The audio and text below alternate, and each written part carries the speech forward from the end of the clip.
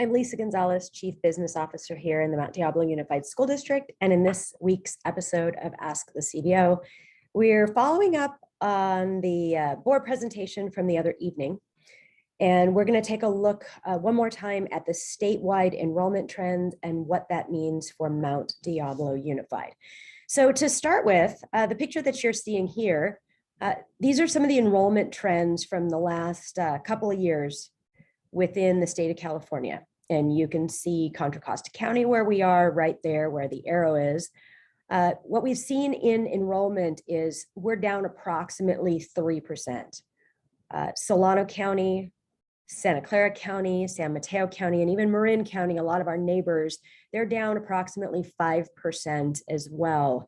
And then you see a little bit of a drop off there with both Alameda and San Francisco County. And this is important because what we're really taking a look at is enrollment drives funding, right? And so we need to be mindful of what's happening with our student populations. And on the bottom of all these slides, I do have the information about where the data is coming from. This happens to be coming from a brief from the California Department of Education back in September.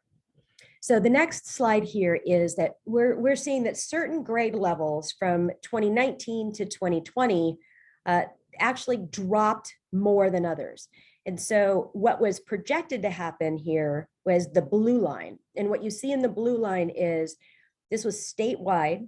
This is what the Public Policy Institute had as far as projections went. And so you can see that, you know, yes, they expected a little bit lower in kindergarten, and then a drop in 6th grade, and then another drop between 8th and going into 9th, except what really happened is that orange line. And so what we want to take a look at is we want to take a look at the difference from what was projected to what actually happened. And when we look at that, we see that the greatest drops, kindergarten, 1st grade, see a little bit of 3rd grade in there. That was another big one. And then 9th grade, and we had a drop in there as well. But certainly drops in almost every single grade level except for the 11th grade. So what we're looking at here is we are looking at our enrollment over the last 7 years. In October, we take a look at the first Wednesday of October. We call that CBEDS Day, CBEDS. And what we do is we report to the state of California how many students are actually enrolled and attending school as of that day. So it's really more about our enrollment and not the physical kids that show up on that day. And so there's consistency all across the board here. So we pulled this information from DataQuest. It's a really easy way for us to double check all of our numbers, and it's what has been reported to the state. So you see that there.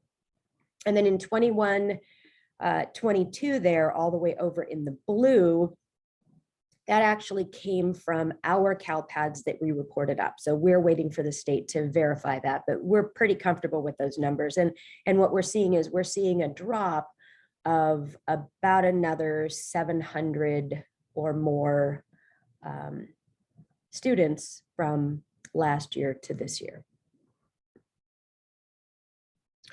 Now it starts getting really interesting, and this is what demographers work on. So I wanted to share a little bit of this. This has to do with the live births in our zip codes over the last few years, going back to 2015, because of course, this is what impacts our kindergartners and our 1st graders and everyone else coming in. This comes directly from the California Department of Health. And what we see here is we see a pretty steady decline in births. We know there are a host of reasons as to why that's happening.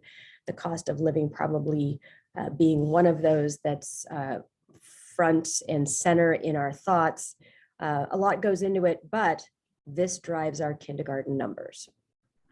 And then we get even further breakdowns. So we can take a look at every single year, and we can take a look at every single zip code. And this actually does progress out to where they are expecting to see things in the future, just based on some of the trends. But really also it gives us an idea of, you know, where we may be heading in the future. And then what this really shows is this shows the live births specifically by those zip codes. So let's jump into Mount Diablo. Let's jump into specific grade levels, because this is where we really start focusing in on our analysis. So what we're seeing here is we see a pretty consistent decline here in kindergarten that we talked about, a tad bit in second grade over the last couple of years. See a big one here in third, saw another big drop this year in fourth, but yet in fifth grade, it looks like we are up. But we also take a look at something else that we'll show in another slide, but I think it's a great way to take a look at it. What we take a look at here is cohort survival. So for example, let me just take this year right here. So if I look at the 15-16 school year and I look at first graders, we had 2,400 and change that year. And then the next year it dropped to 2,455. And so what we do is we monitor this and how many students we're either gaining or losing year to year. And then we do our analysis internally. But really what you see here is if you look at from 1920 all the way to 21-22, we see a pretty big drop over there in that far right side. This has to do with middle school, again, looking at the same type of information. So for example, if I pick this school year right here, our cohort survival, we pretty much held steady here. This is probably an anomaly that you're going to see the same exact number, but it means that, you know, over that year we gained and lost about the same amount, but then you see a drop that comes here in 21-22 with grade 8. But what we do over the last couple of years is, of course, we're looking at these numbers here on the far right side with the totals, and you'll see that we're down almost 550 students or so in middle school. Last but not least, we're taking a look here at high school. We are taking a look again at these total numbers here. Again, we sort of monitor our cohorts over time, so you can see that progression, because that also gives us an idea as to sometimes where we have bubbles, like where we need to staff differently, but we see this here in high school as well. Again, we do talk about cohort survival, and as I showed in some of those sort of diagonals there, we're really taking a look at the students who started a grade and then who finished that grade. And then we're taking a look at that over an extended period of time. So just jumping in this real quickly, using the cohort survival method without making any considerations right now, what our demographers are going to take a look at for some of the developments and how they could impact our enrollment. It does take into account, again, the birth rates from the different zip codes. But what we see here is we're here this year in 2022. And so since 2020, we had an enrollment of about 30,700, dropped our first year of COVID, another drop here. You know, unless we get other indicators, we have to continue with the cohort survival method.